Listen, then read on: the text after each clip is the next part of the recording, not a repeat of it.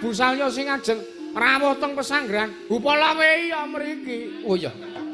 Yen mangkono padha lan apa kang bakal tak aturake Kakang? Nggih, nggih. Nah kula Sadewa kembar pinten tangsen? Kula wonten dawuh Kaka Prabu, kula wonten dawuh Kaka Prabu. Perkara iki, perkara rawing Paman Prabu Salya ing Mandaraka samengko bakal prapta ning pesanggrahan Upalaweya. Pun Kakang dawuh kelawan Siadi sakloron ya Siadi kembar. Pinten lan taspen.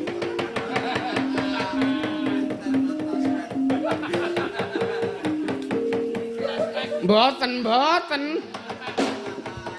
Kula wedi nek kalih sampeyan niku. Siadi sakloron ingkang kudu mapak rawuh Paman Prabu Salya.